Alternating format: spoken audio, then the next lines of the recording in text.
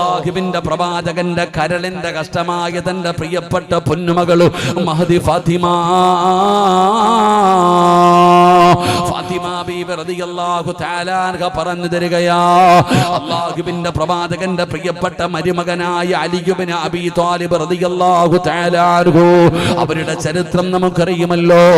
അല്ലാഹുവിന്റെ റസൂലിന്റെ അല്ലാഹുവിന്റെ റസൂലിന്റെ പ്രിയപ്പെട്ട പൊന്നാരമകളെ വിവാഹം കഴിച്ചത് പാവപ്പെട്ടവനായ അലിയാർ തങ്ങളാണ്. സമ്പത്തില്ലായിരുന്നു, പാവപ്പെട്ടവനായിരുന്നു. ഒട്ടകത്തലാ പടച്ചവനെ പുല്ലറുത്തിട്ട് ഒട്ടകമുള്ള വീടുകളിൽ കൊണ്ടുപോയി വിറ്റിട്ട് ജീവിക്കുന്ന പാവപ്പെട്ടവനായ അലിയാർ തങ്ങളാണ് അല്ലാഹുവിന്റെ റസൂലിന്റെ കരളിന്റെ കഷ്ടമായ ഫാത്തിമയെ വിവാഹം കഴിച്ചത്. അവരുടെ ജീവിത ചരിത്രം വായിച്ചു നോക്ക് പെങ്ങള്, ഫാത്തിമ ബീവിയുടെ ചരിത്രം വായിച്ചു നോക്ക്. രണ്ടുപേരും പാവപ്പെട്ടവരാണ്. രണ്ടുപേരും പടച്ചവനെ അവരുടെ ജീവിതം വായിച്ചു നോക്കിയാൽ കരയാതിരിക്കാൻ കഴിയില്ല. ഫാത്തിമ ബീവിയുടെയും അലിയാർ തങ്ങളുടെയും ചരിത്രം വായിച്ച നമ്മളൊക്കെ കരഞ്ഞു പോകും. അള്ളാഹു നമുക്ക് ഈമാൻ നൽകുമാറാകട്ടെ. ആരോ പറഞ്ഞു, ഇവിടെ ഉള്ള എൻ്റെ ഒരു സംഘാടകൻ പറഞ്ഞു എല്ലാം പാവപ്പെട്ടവരാണെന്ന്. ഉസ്താദ്, ഈ നാട്ടുകാരൊക്കെ പാവപ്പെട്ടവരാണെന്ന്. ആരാടോ പാവപ്പെട്ടവര്? എല്ലാവരും പണക്കാരന്മാരാ. അള്ളാഹു ഭാഗ്യം നൽകുമാറാകട്ടെ. ഇഷ്ടപ്പെട്ടില്ലെന്ന് തോന്നുന്നു. എല്ലാരും പണക്കാരല്ലേ, പാവപ്പെട്ട ആരെങ്കിലും ഉണ്ടോ? അങ്ങനെ ഒരിക്കലും പറയരുത്. ഞാൻ പാവപ്പെട്ടവനാണെന്ന് ആരും പറയരുത്. അങ്ങനെ പറയാൻ പാടില്ല. നമ്മൾ പള്ളിയിൽ പോയിട്ട് ദുആ ചെയ്യും, അല്ലാഹുവേ നീ എന്നെ പണക്കാരനാക്കണേ അല്ലാഹ്. എല്ലാരും പള്ളിയിൽ പോയി ദുആ ചെയ്യണേ എന്താ? അല്ലാഹ് എനിക്ക് സമ്പത്ത് താ, എനിക്ക് ബർക്കത്ത് താ, എനിക്ക് നീ ആ വീട് താ, എനിക്കെല്ലാം താ. എന്നിട്ട് റബ്ബിനോട് ദുആ ചെയ്യും. റബ്ബിനോട് പറയുന്നത് എന്നെ പണക്കാരനാക്കണേന്നാ. റേഷൻ കടയിൽ പോയിട്ട് പറയുന്നത് ഞാൻ ഒന്നുമില്ലാത്തവനാ, എനിക്ക് മറ്റേ എന്ത് കാർഡാ, ഫ്രീ അരി കിട്ടുന്നൊരു കാർഡുണ്ടല്ലോ. അങ്ങനെ എല്ലാരും അള്ളാഹിനോട് പറയുന്ന പടച്ചവനെ എനിക്ക് സമ്പത്ത് താ, എനിക്ക് വീട് താ, എന്നെ പണക്കാരനാക്ക്. എന്നിട്ട് റേഷൻ കടയിലെ ഫോമിൽ എഴുതുന്നു ഞാൻ ഒന്നുമില്ലാത്ത യതീമാണെന്ന്. അള്ളാഹു കാത്തിരക്ഷിക്കുമാറാകട്ടെ. ഇതാപ്പ അങ്ങനല്ലല്ലോ, ചോദിക്കണമല്ലോ. എന്റെ പ്രിയപ്പെട്ടവരെ, അള്ളാന്റെ റസൂലിന്റെ പൊന്നാര മകള് ഫാത്തിമയുടെ ചരിത്രം വായിച്ചു നോക്ക്. ഒരിക്കൽ അലിയാർ നിങ്ങൾ വീട്ടിലേക്ക് കടന്നു വരികയാ. ജോലിയെല്ലാം കഴിഞ്ഞ് വൈകുന്നേരം രാത്രി വീട്ടിലേക്ക് കടന്നു വരുമ്പോൾ ഫാത്തിമ ബീവി റളിയല്ലാഹു തആല അൻഹയുടെ മുഖം ഇങ്ങനെ വാടിയിരിക്കുകയാണ്. അലിയാർ നിങ്ങൾ എന്ന ഭർത്താവ് വീട്ടിലേക്ക് കടന്നു വരുമ്പോ അതാ ഫാത്തിമയുടെ മുഖത്തൊരു സങ്കടം കാണുകയാണ്. അല്ലാഹുവിന്റെ റസൂലിന്റെ പൊന്നാര മകളോട് അലിയാർ നിങ്ങൾ ചോദിച്ചു, ഫാത്തിമ എന്തു പറ്റി ഫാത്തിമ, എന്തു പറ്റി ഫാത്തിമ? ഫാത്തിമ ഒന്നും മിണ്ടുന്നില്ല. ഒരുപാട് ചോദിച്ചപ്പോ ഫാത്തിമ തന്റെ കൈയെടുത്ത് കാണിച്ചു കൊടുക്കുകയാണ്. അല്ലാഹുവിന്റെ പ്രവാചകന്റെ കരളിന്റെ കഷ്ടമായ ഫാത്തിമയുടെ ഫാത്തിമ എന്ന പൊന്നാര മകള് അലിയാർ എന്ന ഭർത്താവിന്റെ മുമ്പിലേക്ക് കൈ നീട്ടി കാണിക്കുമ്പോ പടച്ചവരെ കൈ പൊട്ടിയിരിക്കുകയാണ്, കൈ പൊട്ടിയിരിക്കുകയാണ്. അതാ പടച്ചവനെ കല്ല് പിടിച്ചിട്ട്, ആട്ടുകല്ല് പിടിച്ചിട്ട് അതാ ഫാത്തിമയുടെ കൈ രണ്ടും പൊട്ടിയിരിക്കുകയാ. അടുക്കള ജോലി ചെയ്തിട്ട്, തന്റെ വീട്ടിൽ ജോലി ചെയ്തിട്ട് ഫാത്തിമയുടെ കൈ പൊട്ടിയിരിക്കുകയാ. പെങ്ങളെ, നീ ചിന്തിക്കും എങ്ങനെയാ കൈ പൊട്ടിയതെന്ന്. അലിയാർ തങ്ങള് പാവപ്പെട്ടവനാണ്. പടച്ചവനെ അതാ ഗോതമ്പ് പൊടിക്കുകയാ. ഗോതമ്പ് പൊടിച്ചിട്ട് അത് ഫാത്തിമ ബീവിയാണ് പൊടിക്കുന്നത്. എന്നിട്ടത് അതാ കമ്പോളത്തിൽ കൊണ്ടുപോയി വിൽക്കുകയാണ്. അതാ ഗോതമ്പ് പൊടിച്ചു കൊടുക്കും ഫാത്തിമ ബീവി. കൈകൊണ്ട് കല്ലിങ്ങനെ പിടിച്ചിട്ട് അവിടെ നിന്നതാ പൊടിച്ചു കൊടുക്കും. അത് കൊണ്ടുപോയി വിറ്റിട്ട് കിട്ടുന്ന ചെറിയ പൈസ കൊണ്ടാണ് ആ കുടുംബം കഴിയുന്നത്. എപ്പോഴും ജോലിയാ പെങ്ങള്. അത് മനസ്സിലാകണമെങ്കിൽ ഫാത്തിമയുടെ ചരിത്രം വായിച്ചു നോക്ക്. ഹസനും ഹുസൈനും എന്ന് പറയുന്ന രണ്ട് മക്കളുണ്ട് ഫാത്തിമയ്ക്ക്. 1 വയസ്സിന്റെ വ്യത്യാസമേ ഉള്ളൂ. രണ്ടുപേരും തമ്മിൽ 10 വയസ്സിന്റെ വ്യത്യാസമല്ല, 1 വയസ്സിന്റെ വ്യത്യാസമാണ് ഹസനിനും ഹുസൈനിനും. രണ്ടുപേരും ചെറിയ മക്കളാണ്. ഫാത്തിമ അതാ മക്കളെ അതാ തൊട്ടിലിൽ കിടത്തിയിട്ട് കരയുമ്പോ ഉറക്കുന്നത് എങ്ങനെയെന്നറിയോ? ഒരു കയറ് കെട്ടി വെച്ചിരിക്കുകയാണ്. ഒരു കയറതാ തൊട്ടിലിൽ കെട്ടിയിട്ട് രണ്ടാമത്തെ ഭാഗം തന്റെ കാലിൽ കെട്ടിവെച്ചിരിക്കുകയാ. മക്കള് കിടന്ന് കരഞ്ഞ ആ കെട്ടിയിരിക്കുന്ന കാലിൽ കെട്ടിയിരിക്കുന്ന കയറ് കൊണ്ട് ആട്ടിയാട്ടിയാണ് ഫാത്തിമ തന്റെ പൊന്നാര മക്കളെ ഉറക്കിയത് പോലും. കാരണം അത്രയ്ക്കും തിരക്കായിരുന്നു, അത്രയും ജോലിയായിരുന്നു. അങ്ങനെ കല്ല് പിടിച്ചിട്ട് 2 കൈയും ഇങ്ങനെ പൊട്ടിയിരിക്കുകയാണ്. അതുകൊണ്ടാണ് ഫാത്തിമയുടെ മുഖത്ത് വല്ലാത്ത സങ്കടം. അല്ലാഹുവേ, അലിയാര് നിങ്ങൾക്ക് വിഷമമായി, തന്റെ പ്രിയപ്പെട്ട ഭാര്യയാണല്ലോ, അലിയാര് നിങ്ങൾക്ക് സങ്കടമായി. അങ്ങനെ രണ്ടുപേരും കിടക്കുമ്പോ അലിയാര് തങ്ങൾ പറഞ്ഞു, ഫാത്തിമ ഞാനൊരു വഴി പറഞ്ഞു തരട്ടെ, നിന്റെ പ്രയാസം മാറാൻ, നിന്റെ കഷ്ടപ്പാട് മാറാൻ ഞാനൊരു വഴി പറഞ്ഞു തരട്ടെ ഫാത്തിമ. എന്തേ അലിയേ, എന്തേ അലിയേ? ഫാത്തിമ, നീ നാളെ അള്ളാന്റെ റസൂലിനെ കാണാൻ പോകണേ ഫാത്തിമ. നീ നിന്റെ വാപ്പയെ കാണാൻ പോകണം. വാപ്പയുടെ കയ്യിൽ ഒരുപാട് അടിമകളുണ്ട്, വാപ്പയുടെ കയ്യിൽ ഒരുപാട് അടിമകളുണ്ട്. നീ ചെന്നിട്ട് നിന്റെ കൈ കാണിച്ചിട്ട് നിന്റെ സങ്കടം പറഞ്ഞിട്ട് ഒരടിമയെ ചോദിച്ചാ അള്ളാന്റെ റസൂല് തരും ഫാത്തിമ. നിബിതങ്ങൾക്ക് നിന്നെ വല്ലാത്ത ഇഷ്ടമാ. അള്ളാന്റെ റസൂല് ഉറപ്പായിട്ടും നിനക്കൊരടിമയെ തരും. ഒരടിമയെ കിട്ടിയാൽ ഈ ജോലിയൊക്കെ ചെയ്യുമല്ലോ, നിന്റെ പ്രയാസം മാറുമല്ലോ, നിന്റെ കഷ്ടപ്പാട് മാറുമല്ലോ. അല്ലാഹുവേ, ഫാത്തിമ ചിന്തിച്ചു, പറച്ചവനെ ഭർത്താവ് പറഞ്ഞത് നല്ല കാര്യമാ. അങ്ങനെ രണ്ടുപേരും കിടന്നുറങ്ങി, അങ്ങനെ രണ്ടുപേരും കിടന്നുറങ്ങി. പടച്ചവനെ, നേരം വെളുത്തപ്പോ ജോലിയെല്ലാം കഴിഞ്ഞിട്ട് ഫാത്തിമ ബീബി റളിയല്ലാഹു തആല അൻഹാ തന്റെ ഉപ്പാനെ കാണാൻ പോവുകയാണ്, തന്റെ നബിതങ്ങളെ കാണാൻ പോവുകയാണ്. ഫാത്തിമ ബീബി റളിയല്ലാഹു തആല അൻഹാ അല്ലാഹുവിന്റെ റസൂൽ എന്ന പിതാവിനെ കാണാൻ വീട്ടിലേക്ക് ചെന്നപ്പോ അല്ലാഹുവിന്റെ റസൂലില്ല. നബി തങ്ങൾ രാവിലെ പോയതാണ്, അല്ലാഹുവിന്റെ റസൂൽ ഒരു യാത്ര പോയിരിക്കുകയാണ്. പടച്ചവനെ, ഫാത്തിമയ്ക്ക് സങ്കടമായി, വാപ്പ വീട്ടിലില്ല. ഉമ്മയായ ആയിഷ ബീബി റളിയല്ലാഹു തആല അൻഹയോട് ഫാത്തിമ കരഞ്ഞുകൊണ്ട് പറഞ്ഞു, ഉമ്മ വല്ലാത്ത കഷ്ടപ്പാടാ ഉമ്മ,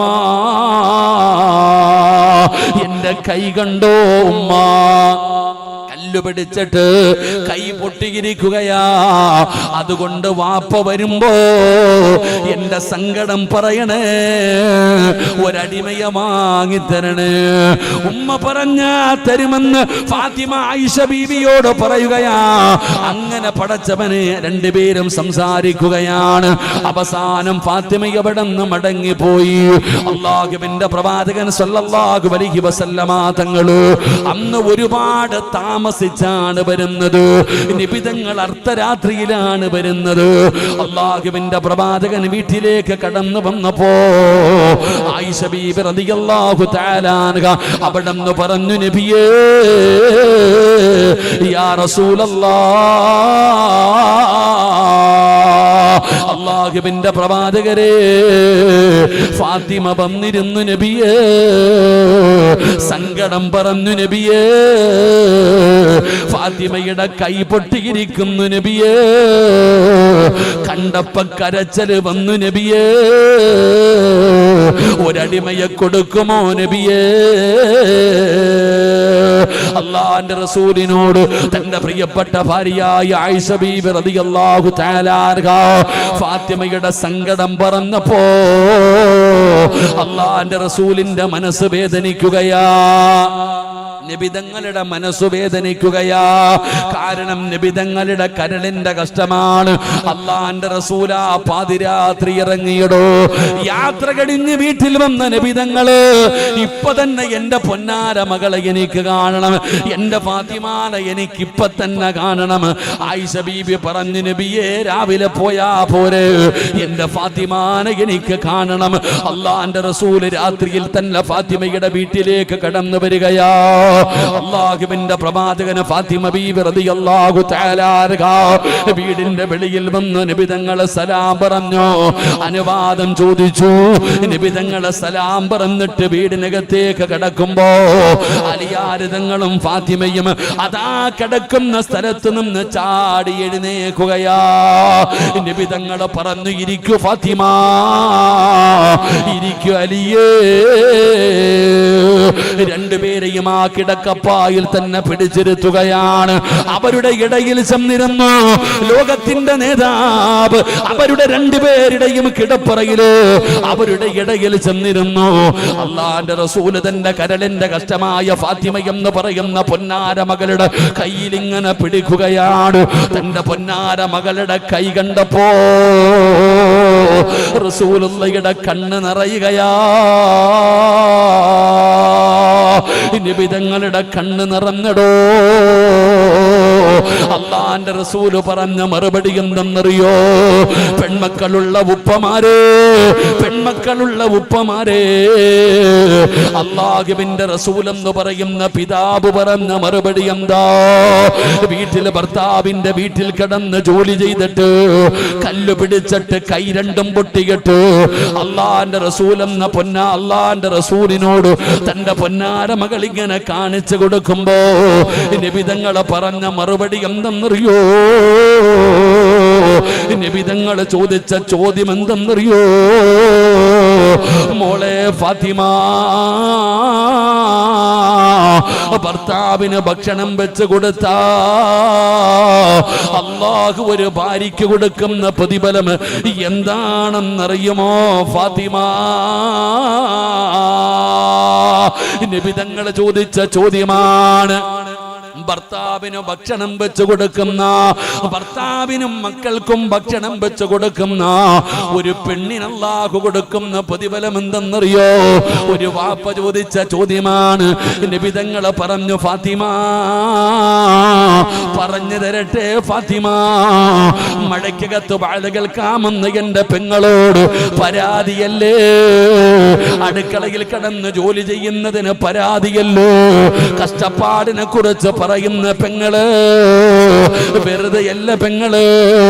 അടുക്കളയിൽ ചോറ് വെക്കുമ്പോ അടുപ്പിന്റെ ചുവട്ടിൽ കിടന്നിട്ട് കഷ്ടപ്പെടുന്ന ഉമ്മ, ഞാൻ എമ്മയ്ക്ക് പഠിച്ചവളാ, ഡിഗ്രിക്ക് പഠിച്ചവളോ, എന്നെ കൊണ്ടുവന്ന് അടുക്കളയിൽ ഇട്ടിരിക്കുന്നു എന്ന് സങ്കടം പറയുന്ന പെങ്ങള്, നിനക്കറിയുവോ ഭക്ഷണം വെച്ചാ കിട്ടുന്ന പ്രതിഫലം എന്താ? ഭർത്താവിന്റെ തുണി കഴുകിയാ കിട്ടുന്ന പ്രതിഫലം എന്താ? മക്കൾക്ക് പാല് കൊടുത്താ കിട്ടുന്ന പ്രതിഫലം എന്താ? പ്രസവിക്കുന്ന പെണ്ണിന് കിട്ടുന്ന പ്രതിഫലം എന്താ? ഭർത്താവിന്റെ തലയിൽ എണ്ണ തേച്ചു കൊടുത്താ കിട്ടുന്ന പ്രതിഫലം എന്താ? ഭർത്താവിന്റെ മുഖത്ത് നോക്കി ചിരിച്ചാ കിട്ടുന്ന പ്രതിഫലം എന്താ? പെങ്ങളെ, നിന്റെ വീടൊന്ന് തൂത്തുവാരിയാ അല്ല നിനക്ക് തരുന്ന പ്രതിഫലം എന്തെന്നറിയോ? അടുക്കളയിൽ കിടന്ന് നട്ടുച്ച സമയത്ത് അടുപ്പിന്റെ ചുവട്ടിൽ കിടന്നിട്ട് തീ ഭക്ഷണം ഉണ്ടാക്കുമ്പോ ശരീരം വിയർക്കുമല്ലോ പെങ്ങളെ. ഇട്ടിരിക്കുന്ന ചുരിദാറിനകത്തുകൂടെ ഇങ്ങനെ വിയർപ്പ് തുള്ളി ഒഴുകുമ്പോ സങ്കടപ്പെടുന്ന ഉമ്മ, തുടയ്ക്കുന്ന പെങ്ങളെ, അത് വെറുതെയാകില്ല, അത് വെറുതെയാകില്ല.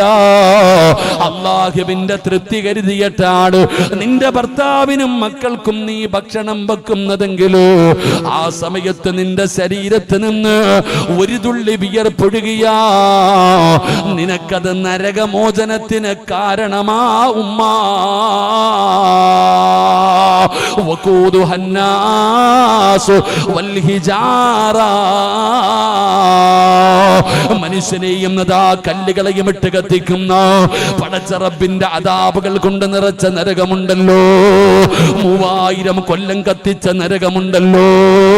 അല്ലാഹുവേ, ആ ഭയാനകമായ നരകത്തിൽ നിന്ന് രക്ഷപ്പെടാനുള്ള ഒരു കാരണമാണ് ആ ഭക്ഷണം വെക്കുമ്പോ നിന്റെ ശരീരം വിയർക്കുന്നത്.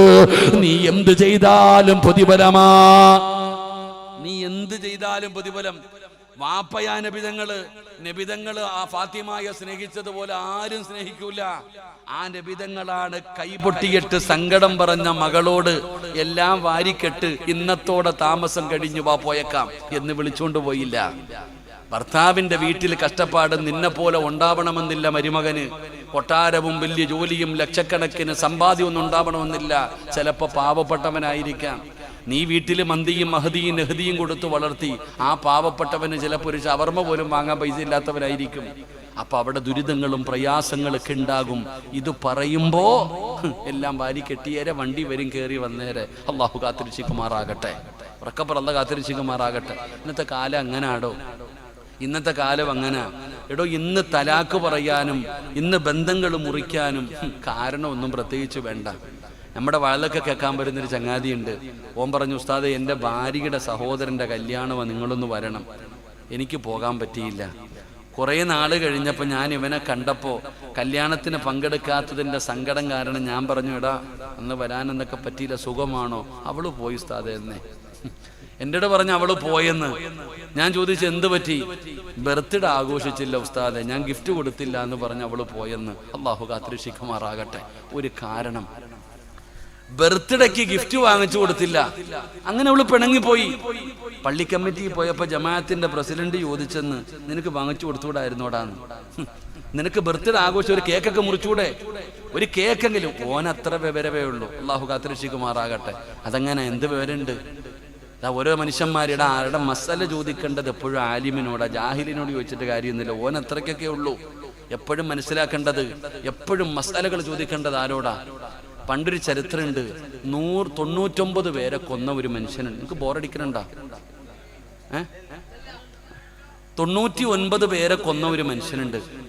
ഓന് 99 പേരെ കൊന്നപ്പോഴാ ചെയ്തത് പാവമാണെന്ന് തോന്നിയേ. അയാൾ ഇങ്ങനെ നിൽക്കുമ്പോൾ ഒരു കാക്ക വരുന്നുണ്ട്. ഇത്തിരി താടിയൊക്കെ ഒരാളെ കണ്ടപ്പോ ചോദിച്ചു, ഹബീബേ, ഞാൻ 99 പേരെ കൊന്നവനാ, അല്ല എനിക്ക് പുറത്തു തരുവോ? ചങ്ങാതി, ഇവര് ബക്കറ്റ് എടുത്ത ഓടൂടാ. അവരിപ്പം മിണ്ടാതിരിക്കല്ലേ. ബക്കറ്റ് എടുക്കുമ്പോ ഓടുന്നൊരു വിഭാഗമുണ്ട്. നിങ്ങൾ എന്തിനാ നിങ്ങൾക്കുള്ളത്? നിങ്ങൾക്ക് അല്ലാഹു ബർക്കത്ത് ചെയ്യുമാറാകട്ടെ. ഈ 99 പേരെ കൊന്ന മനുഷ്യ ഒരു കാക്കാനെ കണ്ടപ്പോ ചോദിച്ചു, ഹബീബേ, ഞാൻ 99 പേരെ കൊന്നവനാ, അല്ല എനിക്ക് പുറത്തു തരുവോ? നിനക്കോ? അല്ല പുറത്തു തരാനോ? നീ നരകത്തിലടാ. അയാള് പറഞ്ഞു, നിന്റെ കാര്യം പോക്കാന്ന്. എന്നാ പിന്നെ സെഞ്ചുറി അടിച്ചേക്കാം, അവനെ കൂടെ കൊന്നു കളഞ്ഞു 100 തികച്ചു. 100 പേരെ കൊന്ന മനുഷ്യൻ. ഇങ്ങനെ നിൽക്കുമ്പോ ഒരു ഉസ്താദ് വരുന്നു. താടിയൊക്കെ വളർത്തിയൊരു ചങ്ങാതി കണ്ടു. ഉസ്താദെ, 99 മുന്ന് 100 തികച്ചിട്ട് നിൽക്ക, അല്ല എനിക്ക് പുറത്തു തരുവോ? ഉസ്താദ് പറഞ്ഞു, നിനക്ക് പുറത്തു തരും. ഇതാണ് ഉസ്താദ്. ഉസ്താദ് പറഞ്ഞു, അല്ല നിനക്ക് പുറത്തു തരും. എടാ, ആദ്യം കണ്ട മനുഷ്യന് അത്രയ്ക്ക് അറിവുണ്ടായിരുന്നുള്ളൂ. ഓൻ അതുകൊണ്ട് അവൻ അറിയുന്ന മസല പറഞ്ഞു പോയി. ഉസ്താദ് എന്ത് പറഞ്ഞു കൊടുത്തു? അറിവ് പഠിച്ച മനുഷ്യൻ ആലിമ് പറഞ്ഞു കൊടുത്തു, അല്ല നിനക്ക് പുറത്തു തരും. നീ അള്ളാഹുവിനോട് തൗബ ചെയ്യ്. ഈ നാട് നിനക്ക് നല്ലതല്ല, ഇനി ഈ നാട്ടിൽ ജീവിക്കാൻ പറ്റൂല. അപ്പുറത്തൊരു നല്ല നാടുണ്ട്, അവിടെ പൊക്കോ. നീ അപ്പുറത്ത് നല്ല ആൾക്കാർ താമസിക്കുന്ന ഒരു നാടുണ്ട്, അവിടെ പോയി നീ അള്ളാഹിനെ ഭയന്ന് ജീവിക്ക്. പോകുന്ന വഴിയിൽ ഈ മനുഷ്യൻ മരിച്ചു. നരകത്തിന്റെ മലക്കും വന്നു, സ്വർഗത്തിന്റെ മലക്കും വന്നു. നരകത്തിന്റെ മലക്ക് പറഞ്ഞു, ഇവൻ 100 പേരെ കൊന്നവനാ, ഞങ്ങൾക്ക് വേണം ഇവനെ. സ്വർഗത്തിന്റെ മലക്ക് പറഞ്ഞു, ഇവൻ നന്നായിട്ട് വന്നവനാ, തരൂല്ലാന്ന്. എടാ, 100 കൊല ചെയ്ത മനുഷ്യന് വേണ്ടി സ്വർഗത്തിന്റെ മലക്കും നരകത്തിന്റെ മലക്കും തർക്കിച്ചു. നമ്മൾ മരിച്ച നമ്മുടെ വീട്ടിലും തർക്കം നടക്കും. നമ്മുടെ മക്കള് നമ്മുടെ സ്വർണത്തിന് വേണ്ടി. അള്ളാഹു കാത്തിരക്ഷിക്കുമാറാകട്ടെ. നമ്മുടെ മരിച്ചാലോ? ഞാനൊരു വീട്ടിൽ പോയപ്പോ ഉമ്മ മരിച്ചതിന്റെ 3-ന്റെ അന്ന് പോയപ്പോ വലിയ ബഹളം. അപ്പൊ ഏറ്റവും ചെറിയ മകള് പറയാ, ഉമ്മ ജീവിച്ചിരുന്നപ്പോഴേ പറഞ്ഞിട്ടുണ്ട്, കഴുത്തി കിടക്കുന്ന 3 പവൻ എനിക്കുള്ളതാണ്. അടി. അല്ലാഹു കാത്തുരക്ഷിക്കുമാറാകട്ടെ. ഞാൻ പറഞ്ഞത് മസലയുടെ വിഷയം. അപ്പൊ ഈ ചങ്ങാതി പറഞ്ഞു പോയെന്ന് ഭാര്യ. എന്തിന്റെ പേരിൽ? ബർത്ത്ഡേ ആഘോഷിക്കാത്തതിന്റെ പേരിൽ.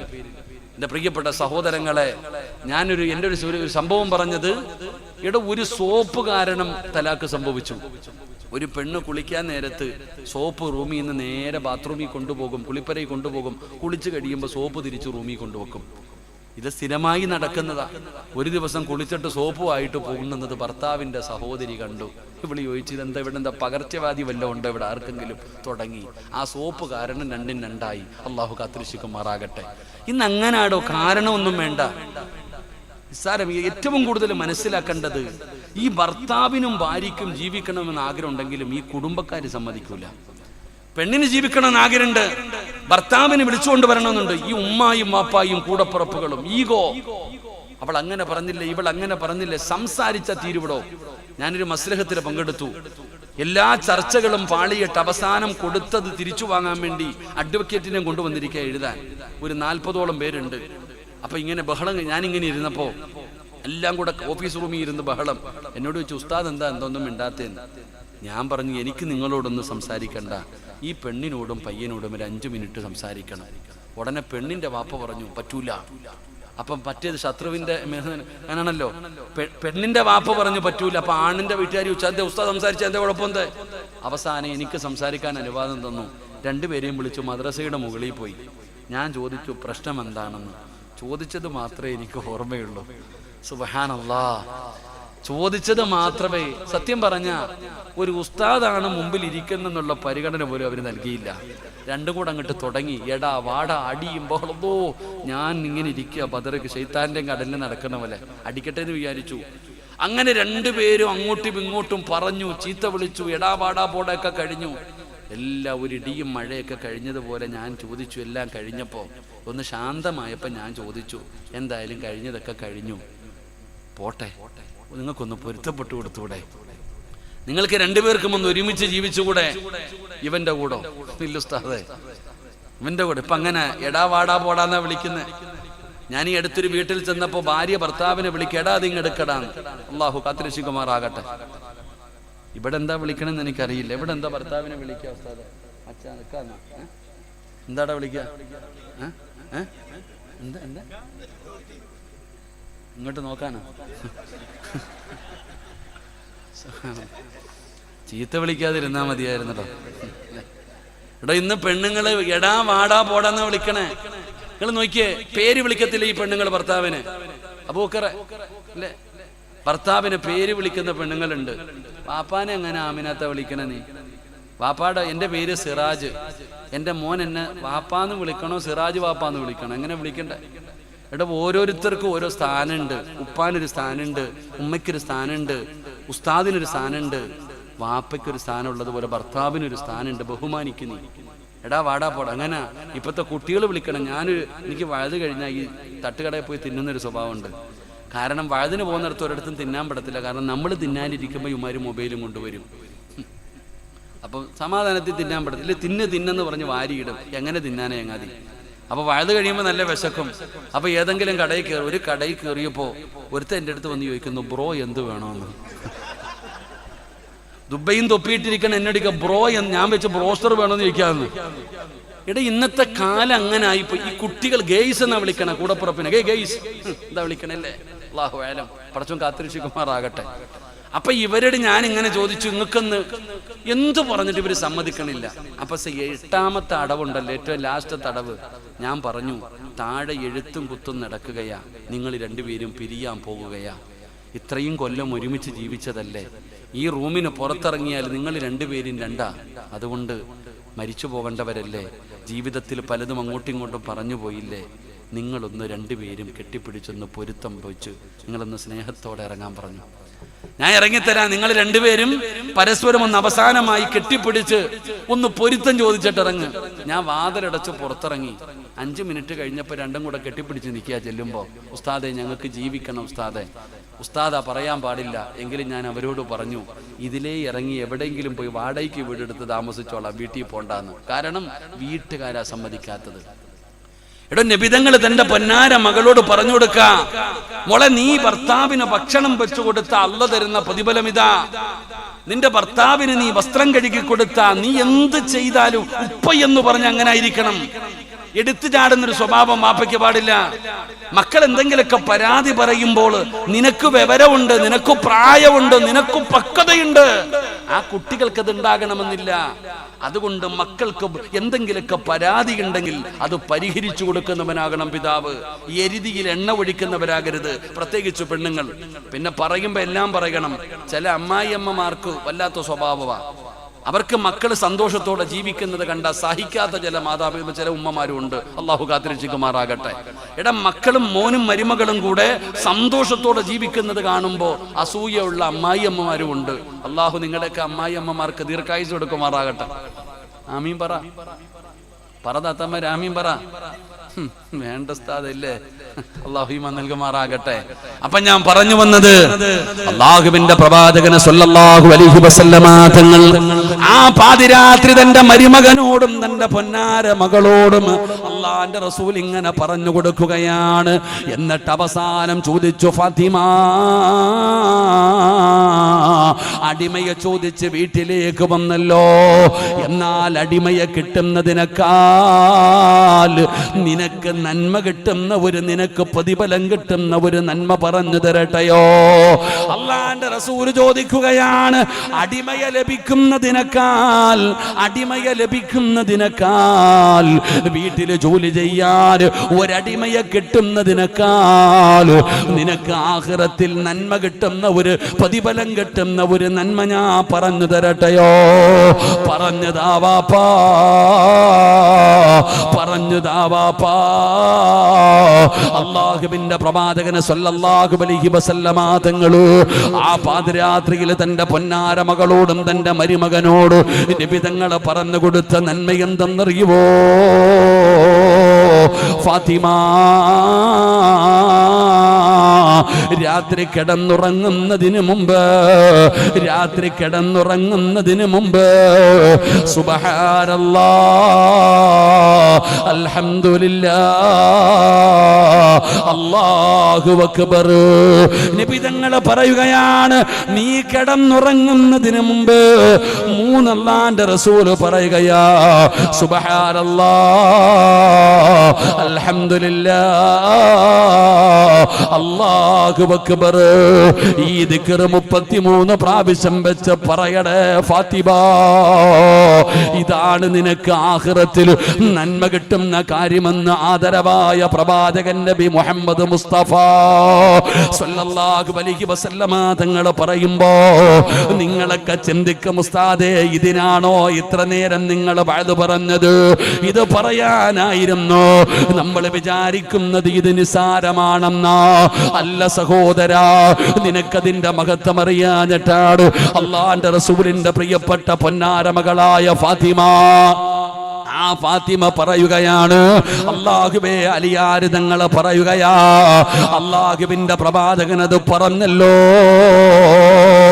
ഫാത്തിമ ബീവി മരിക്കുന്ന ദിവസം വരെ പറയുമായിരുന്നു, എന്റെ ഫാത്തിമ, എന്റെ പ്രിയപ്പെട്ട ഭാര്യ, 29ാമത്തെ വയസ്സിലാണ് ഫാത്തിമ മരണപ്പെടുന്നത്. മരിക്കുന്ന ദിവസം വരെ എന്റെ ഫാത്തിമ കിടക്കുന്നതിന് മുമ്പ് അത് പറയുമായിരുന്നു. അലിയാര് തങ്ങൾ പറയുകയാ, ഫമാ തറക്തുഹാ ബഅദ സമിഅതുഹാ മിൻ റസൂലില്ലാഹ്. അലിയാര് തങ്ങൾ പറയുകയാ, എന്റെ നബി തങ്ങളെന്ന് പറഞ്ഞതിന് ശേഷം ഞാനും അങ്ങനെ തന്നെയാണ്. ഫാത്തിമ ബീബി റളിയല്ലാഹു തആല അൻഹയ്ക്കെന്ന് പറഞ്ഞു കൊടുത്തപ്പോ അലിയാര് തങ്ങൾ പറഞ്ഞു, ഞാനും അങ്ങനെ തന്നെയാണ്. മരിക്കുന്നത് വരെ പറയുമായിരുന്നു. അലിയാര് തങ്ങൾ മരിക്കുന്നത് വരെ പറയുമായിരുന്നു. അതുകൊണ്ട് വഅദ് കേൾക്കാമെന്നവരെ നിങ്ങൾക്ക് പറയാ പറയാൻ കഴിയുമോ? പടച്ചവനെ, നിങ്ങൾ മരിക്കുന്നത് വരെ പറയണമെന്ന് ഞാൻ പറയുന്നില്ല. ഇത് നിസാര ദിക്റല്ല, ഇത് നിസാര ദിക്റല്ല. പടച്ചവനെ, നമുക്കൊന്ന് മത്സരിക്കാമടോ? അല്ല പറഞ്ഞത് ഇന്നഹും കാനൂ യുസാരിഊന ഫിൽ ഖൈറാത്ത്. ഒരു നന്മ പറഞ്ഞാ ചെയ്യാനുള്ള മനസ്സല്ലേ വേണ്ടത്? 3 ദിക്റല്ലേ പറഞ്ഞത്? സുബ്ഹാനല്ലാഹ്, അൽഹംദുലില്ലാഹ്, അല്ലാഹു അക്ബർ. ഈ ദിക്ർ പറയാൻ കഴിയുമോ? ഈ ദിക്ർ പറയാൻ കഴിയുമോ? എന്നും പറയണമെന്ന് പറയുന്നില്ല. ഇന്നത്തെ ഒരു രാത്രിയെങ്കിലും കിടന്നുറങ്ങുന്നതിന് മുമ്പ്, ഇന്നത്തെ ഒരു രാത്രിയെങ്കിലും കിടന്നുറങ്ങുന്നതിന് മുമ്പ് ഈ 3 ദിക്ർ പറഞ്ഞിട്ട് വേണം കിടന്നുറങ്ങാൻ. അള്ളാഹു നമുക്ക് ഭാഗ്യം തരുമാറാകട്ടെ. ഉറക്കപ്പുറ അള്ളാഹു ഭാഗ്യം തരുമാറാകട്ടെ. ഇൻഷാ അല്ലാഹ് ചെയ്യാമെന്ന് നിയ്യത്ത് ചെയ്യുന്നവര് കൈപൊക്ക്, പ്രതിഫലം ഞാൻ പറഞ്ഞു തരാം. ഇന്നത്തെ ഒറ്റ ദിവസം, എന്നും പറയാൻ ഞാൻ പറഞ്ഞില്ല, ഇന്നത്തെ ഒരു ദിവസമെങ്കിലും കിടന്നുറങ്ങുന്നതിന് മുമ്പ് 33 പ്രാവശ്യം സുബ്ഹാനല്ലാഹ്, 33 പ്രാവശ്യം അൽഹംദുലില്ലാ, 34 പ്രാവശ്യം അല്ലാഹു അക്ബർ പറയാമെന്ന് നിയ്യത്ത് ചെയ്യുന്നവര് കൈപൊക്കിക്കേ. അല്ലാഹുവേ, ആരെല്ലാം ഈ മജ്‌ലിസിലിരുന്ന് കൈപൊക്കിയോ, പടച്ചവനെ, മരിക്കുന്ന കാലം വരെ ഈ കൈ ആരുടെ മുമ്പിലും നീട്ടി യാചിക്കേണ്ട അവസ്ഥ നീ വരുത്തല്ലേ അല്ലാഹ്. അല്ലാഹുവേ, ഈ കൈ പൊക്കിയവരുടെ കയ്യോ കാലോ അറുത്തു മുറിച്ചു മാറ്റുന്ന രോഗങ്ങൾ നീ കൊടുക്കല്ലേ അല്ലാഹ്. അല്ലാഹുവേ, മരിക്കുമ്പോ സ്വർഗം കണ്ട് മരിക്കാൻ ഭാഗ്യം കൊടുക്കണേ അല്ലാഹ്. സ്വർഗത്തിന്റെ ചിത്രം കണ്ട് ഷഹാദത്ത് കലിമ ഉറക്ക പറഞ്ഞ് വെള്ളിയാടിച്ച ദിവസം മരിക്കാൻ നീ ഭാഗ്യം കൊടുക്കണേ അല്ലാഹ്. ഈ പുയർത്തിയ കൈ നാളെ നബിതങ്ങളുടെ കയ്യിൽ നിന്ന് ഈ കൈ കൊണ്ട് ഹൗദുൽ കൗസർ വാങ്ങിച്ചു കുടിക്കാനുള്ള ഭാഗ്യം കൊടുക്കണേ അല്ലാഹ്. അല്ലാഹുവേ, ഈ ഉയർത്തിയ കൈ കൊണ്ട് നന്മ തിന്മ എഴുതിയ കിതാബ് വലത് കൈ കൊണ്ട് വാങ്ങുന്ന ഭാഗ്യവാന്മാരിൽ ഞങ്ങളെ നീ പെടുത്തണേ പടച്ചവനെ, ഞങ്ങളെ പെടുത്തണേ പടച്ചവനെ. ആ കൈ പൊക്കാത്തവനെ നീ നന്നാക്കണേ അല്ലാഹ്. കൈ പൊക്കാത്തവനെ നീ നന്നാക്കണേ പടച്ചവനെ. ഞാൻ ഒന്നും ചോദിച്ചില്ല. 3 ദിക്ർ ഇന്നത്തെ രാത്രി പറഞ്ഞിട്ടേ ഉറങ്ങാൻ പറ്റുമോ എന്ന് ചോദിച്ചപ്പോൾ മസിൽ പിടിച്ചിരുന്ന ചങ്ങാതിമാരുണ്ട്. അള്ളാഹു കാത്തിരക്ഷിക്കുമാറാകട്ടെ. ഒന്നുകൂടെ ഒന്ന് കൈ പൊക്കിക്കേ. അപ്പൊ വേണോന്ന് വെച്ചാ ചക്ക വേരിലും കായ്ക്കില്ലേ? അപ്പൊ വേണോന്ന് വെച്ചാ പൊക്കും. ഇനി പൊക്കാത്തവര് പൊക്കണ്ട, അവരെ പൊക്കിപ്പിക്കാൻ എന്നെ കൊണ്ട് പറ്റൂല. അല്ലാഹു ഈമാൻ തരുമാറാകട്ടെ.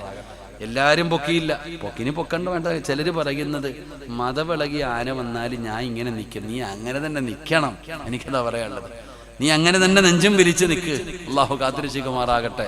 ചിലത് അങ്ങനെ ചങ്ങാതി, ഓനിനി എത്ര വഴുത് കെട്ടാലും അങ്ങനെ. ചിലര് മാറൂല. നമ്മളെപ്പോഴും ചരിത്രം പഠിക്കാറുണ്ടല്ലോ. നമ്മൾ ഫിർഔനിന്റെ ചരിത്രം വായിച്ചു നോക്ക്. ഫിർഔനിന്റെ ചരിത്രം എന്താണ്? അവന്റെ പേര് പറഞ്ഞിട്ട് നിങ്ങൾ മിണ്ടാതിരിക്കണത്? ലാനത്തുല്ലാഹ് എന്ന് പറയണമെന്നല്ലേ അവന്റെ പേര് കേൾക്കുമ്പോ? ഈ ഫിർഔൻ നാളെ ശൈത്താൻ ഇങ്ങനെ നരകത്തിന്റെ മുമ്പിൽ വെച്ചിട്ട് ഇങ്ങനെ പ്രസംഗിക്കുന്ന തന്റെ അനുയായികളോട്. ശൈത്താൻ നാളെ ഇങ്ങനെ പ്രസംഗിക്കും. ഇരുന്നോട്ടേപ്പാ, ഞാൻ രാത്രി വണ്ടി ഓടിക്കണ്ട, ഇരുന്നോട്ടേപ്പാ. മഴ ഒന്നും പെയ്യൂല, നിങ്ങൾ ഇങ്ങനെ ബുദ്ധിമുട്ടണ്ട. മണ്ണിലെത്തി ഓടാനൊന്നും വയ്യട. അൽഹംദുലില്ലാഹ്. ഇവന് പാവം. നീ നിന്റെ വീട് ഇവിടെ അല്ലേടാ? മേലാറ്റൂര്. പാവം മൈക്ക് സെറ്റുകാരനായതുകൊണ്ടാന്ന് തോന്നുന്നു പെണ്ണ് കെട്ടാത്ത. അവൻ എപ്പോഴും സങ്കടം. അവന് വിഷമമൊന്നുമില്ല. അവൻ്റെ ഉമ്മായ്ക്കും വാപ്പായ്ക്കൊക്കെ പെണ്ണ് കെട്ടുന്നു.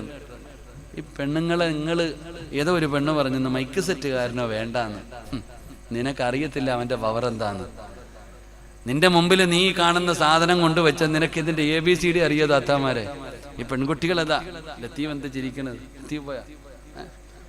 എടോ, ഏറ്റവും വലിയ കഴിവെന്ന് പറയുന്നത് ഈ സാധനം, ഈ മൈക്കൊക്കെ ഒരു മനുഷ്യനെ കൊല്ലാൻ പറ്റുന്ന സാധനമാണ്.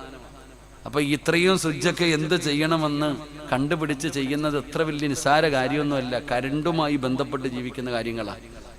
അപ്പൊ അത് നിസ്സാരമായി കാണരുത്. ഏത് ജോലിക്കും അതിൻ്റെതായ ഇസ്സത്തുണ്ട്. അൽഹംദുലില്ലാഹ്, നല്ലൊരു ചെറുപ്പക്കാരനാണ്. അള്ളാഹു ആഫിയത്തുള്ള ദീർഘായുസ്സ് കൊടുക്കുമാറാകട്ടെ. ഇനിയിപ്പോൾ നിനക്ക് നല്ലൊരു പെണ്ണിനെ കിട്ടൂടാ, തേച്ചിട്ട് പോകത്തില്ല, നീ പേടിക്കണ്ട കേട്ടാ. ആപ്പാനും ഉമ്മാനോടും പറ, സങ്കടമൊന്നും പെടണ്ട. ഏതിനെങ്കിലും വിളിച്ചോണ്ട് വന്നാൽ ഓള് തേച്ചിട്ട് പോയാൽ നീ എന്ത് ചെയ്യും? നീ വിഷമിക്കൊന്നും വേണ്ട. അള്ളാഹു സാലിഹത്തായി ഇണയെ കൊടുത്ത് അനുഗ്രഹിക്കുമാറാകട്ടെ. ഒരു ആമിയും പറയാങ്ങാതി. അവനിപ്പോൾ എൻ്റെ കൂടെ ഉംറയ്ക്ക് വരെ വന്ന് എന്തിന്, എന്നിട്ട് അവിടെയും വന്നിട്ട് ദുആ, അല്ലാഹ് ഓരോന്ന് കഞ്ചാവടിക്കുന്നതിന് വരെ പെണ്ണ് കിട്ടുന്നു. ശരി, അൽഹംദുലില്ലാഹ്. അള്ളാഹു നല്ല ജീവിതം കൊടുക്കുമാറാകട്ടെ. മൈക്ക് വെച്ച് പേടിക്കണ്ട, ഇനിയിപ്പോൾ പെണ്ണ് കിട്ടും. ആരെങ്കിലും വരും.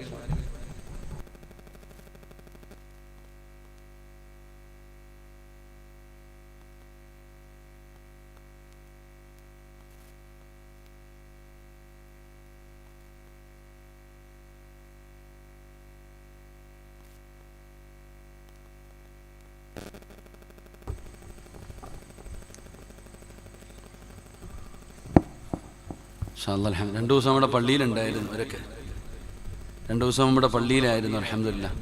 അള്ളാഹ് പായിപ്പാട് പള്ളിയിലായിരുന്നു. അള്ളാഹു ആഫിയത്തും ദീർഘായുസും കൊടുക്കുമാറാകട്ടെ. കേസായോന്ന് അറിയത്തില്ല. ലത്തീഫ് നോക്കണം കേട്ടോ. 10 മണിക്ക് മൈക്ക് ഓഫ് ആക്കണമെന്ന് പറഞ്ഞ് സാധാരണ പോലെ ലത്തീഫ് ഇരുന്നിട്ടുണ്ട്. അള്ളാഹു പ്രയാസങ്ങളൊക്കെ മാറ്റി കൊടുക്കുമാറാകട്ടെ. ഇങ്ങോട്ട് നോക്കിയേ, ഇൻഷാ അല്ലാഹ് ഇന്ന് ചെയ്തൂടെ? ഇന്ന് ഈ 3 ദിക്ർ പറയോ? പ്രതിഫലം പറയാൻ പോകുന്ന കൈവക്കിക്ക്. നിസ്സാരമല്ല ഈ ദിക്ർ, ഇത് നിസ്സാരമല്ല. എന്റെ പ്രിയപ്പെട്ട സഹോദരങ്ങളെ, സഹോദരിമാരെ, നമുക്കിത് നിസ്സാരമാണ്. നമ്മൾ ഇത് നിസ്സാരമായി കാണുന്ന ഒരു നന്മയാണ് എങ്കിലതൊരിക്കലും നിസ്സാരമല്ല. ഇത് ഒരിക്കലും നിസ്സാരമല്ല. ഞാൻ നിങ്ങൾക്കിത് പറഞ്ഞാ കിട്ടുന്ന പ്രതിഫലം പറഞ്ഞു തരട്ടെ. എന്റെ പ്രിയപ്പെട്ടവരെ, മഹാനായ നബി മുഹമ്മദ് മുസ്തഫ സല്ലല്ലാഹു അലൈഹി വസല്ലമ തങ്ങൾ പറയുകയാണ്, എല്ലാവരും ഹജ്ജിന് പോകുന്ന മാസമാണ്. പലരും പോയി കഴിഞ്ഞു. പലരും നമ്മളോട് വന്ന് യാത്ര പറയുകയാ. ഉസ്താദേ ഹജ്ജിന് പോവുകയാണ്. അല്ലാഹുവേ, എല്ലാവരുടെയും യാത്ര എളുപ്പമാക്കണേ അല്ലാ. പടച്ചവനേ, ഹജ്ജും ഉംറയും സിയാറത്തും ചെയ്യാൻ നീ ഭാഗ്യം കൊടുക്കണേ അല്ലാ. പടച്ചവനെ, ഈ മജ്ലിസിൽ ആരെല്ലാം ഇരിക്കുന്നവരുണ്ടോ നാഥാ, മരിക്കുന്നതിന് മുമ്പ് ഹജ്ജും ഉംറയും സിയാറത്തും ചെയ്യാൻ ഭാഗ്യം തരണേ അല്ലാ. എന്റെ പ്രിയപ്പെട്ടവരെ, പൈസ ഉണ്ടെന്ന് പറഞ്ഞ ഹജ്ജ് ചെയ്യാൻ പറ്റൂല. അല്ലാഹുവിന്റെ റസൂൽ പറയുകയാ, അൽ ഹജ്ജുൽ മബ്റൂർ ലൈസ ലഹു സവാബുൻ ഇല്ലൽ ജന്ന. മബ്റൂറായ ഹജ്ജിന്റെ പ്രതിഫലം സ്വർഗ്ഗമാണ്. എന്താണ് മബ്റൂർ എന്നറിയോ? എന്റെ പ്രിയപ്പെട്ടവർ, അല്ലാഹു ഹജ്ജ് ചെയ്യാനുള്ള തൗഫീഖ് നൽകുമാറാകട്ടെ. സംഘാടകർ ബക്കറ്റുമായി നിങ്ങളുടെ മുമ്പിലേക്ക് കടന്നു വരികയാണ്. അവർക്ക് വീട് വെക്കാനല്ല, അവരുടെ പെങ്ങളെ കെട്ടിക്കാനല്ല, അവരുടെ മാതാപിതാക്കല്ല, അവർക്ക് അടിച്ചു പൊളിക്കാനല്ല. നിങ്ങളുടെ നാട്ടിലെ പാവപ്പെട്ട രോഗികൾക്ക് വേണ്ടി ആരാരും സഹായിക്കാനില്ലാത്ത ഒരുപാട് പാവങ്ങളുണ്ടല്ലോ. പടച്ചവനെ, കൂരയ്ക്കകത്ത് കഴിയുന്ന സാധുക്കള്. ഞാൻ ഇന്ന് ഇങ്ങോട്ട് വരുമ്പോ ഒരു സഹോദരൻ എന്നോട് ചോദിച്ചു, ഉസ്താദേ എന്റെ വീട്ടിലൊന്ന് കേറുവോ? സത്യം പറഞ്ഞ സങ്കടം തോന്നിയടോ. അവന്റെ മനസ്സിന്റെ ഉള്ളിലെ ചിന്ത എന്തെന്നറിയോ? എന്റെ വീട് ചെറുതാണ് ഉസ്താദ്, കേറുമോ? സുബ്ഹാനല്ലാഹ്, വീട് കണ്ടപ്പോ സങ്കടം തോന്നിയടോ. പക്ഷേ അത് ചെറിയ വീടാണെങ്കിലും ആ വീട്ടിലാടോ സമാധാനമുള്ളത്, ആ വീട്ടിലാടോ സന്തോഷമുള്ളത്. കോടിക്കണക്കിന് രൂപകൾ കൊണ്ട് ചെലവഴിച്ച് കൊട്ടാരം പണിതിട്ട് സമാധാനമില്ലാതെ കഴിയുന്നവരുണ്ടല്ലോ. അത് വെച്ച് നോക്കുമ്പോ നമ്മുടെ കുടിലുകളിലാണ് സമാധാനമുള്ളത്. റബ്ബേ, ആ കുടുംബത്തെ നീ അനുഗ്രഹിക്കണേ അല്ലാ. പൊന്നുമക്കളെ നീ സ്വാലിഹീങ്ങളായ മക്കളിൽ പെടുത്തണേ അല്ലാ. അതുകൊണ്ട് പാപങ്ങൾക്ക് വേണ്ടി ചെറുപ്പക്കാര് പെയ്ത മഴ പോലും അല്ലാഹു നിർത്തി തന്നടോ. എന്താണ് അല്ലാഹു നമ്മളെ ഇവിടെ കൊണ്ടുവന്നത്? ഈ മക്കള് ചെയ്യുന്ന നന്മ നല്ലതായത് കൊണ്ടാ. അതുകൊണ്ട് അവർ നിങ്ങളുടെ മുമ്പിലേക്ക് വരികയാണ്. അവര് വരുന്നത് ആർക്ക് വേണ്ടിയെന്നറിയോ? ഈ നാട്ടിലെ പാവങ്ങൾക്ക് വേണ്ടിയോ, രോഗികൾക്ക് വേണ്ടിയോ, ക്യാൻസർ പിടിച്ച് കിടക്കുന്നവര്, കിഡ്നി രോഗം പിടിച്ച് കിടക്കുന്നവര്, ശരീരം തളർന്നു കിടക്കുന്നവര്, ആ പാവപ്പെട്ടവർക്ക് വേണ്ടി ബക്കറ്റുമായി നിങ്ങളുടെ മുമ്പിലേക്ക് കടന്നു വരികയാണ്. അല്ലാഹുവോട് പറയണം, അല്ലാ, മരിക്കുന്നതിന് മുമ്പ് ഹജ്ജ് ചെയ്യാറുള്ള തൗഫീഖ് തരണേ അല്ലാ. ഈ ഒരു നന്മ മതിയടോ, ഈ ഒരു നന്മ മതിയടോ. നല്ല ഒരു നിയ്യത്തോടെ ഒരു സദഖ എടുക്ക് സഹോദരാ. പെങ്ങളെ, അല്ലാഹു തന്നതിൽ നിന്നൊരൽപ്പമെടുക്കൂ. റബ്ബേ, ഓർമ്മ വെച്ച കാലം മുതൽ കഅബയുടെ നേരെ നിന്ന് നിസ്കരിക്കുന്നവടാ, എനിക്കൊന്ന് കാണണമല്ലോ.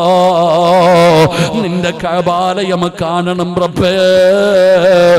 ആ കഅബ കൊണ്ട് നിസ്കരിക്കണം റബ്ബേ. ആ കഅബയുടെ കില്ല പിടിക്കണം പടച്ചവരെ.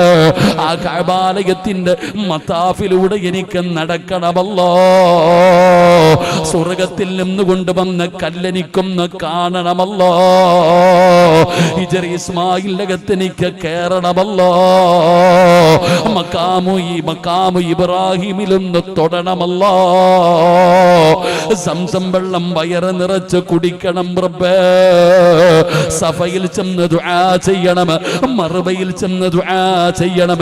എനിക്ക് അറഫ കാണണം, മിന കാണണം, മുസ്തലിഫ കാണണം, ജംറയിൽ ചെന്ന് കല്ലെറിയണം. പടച്ചവരെ, അതിനുള്ള ഭാഗ്യം തരണേ അല്ലാ. ഈ നിയ്യത്തോടെ ഒരു സദഖ എടുക്ക്.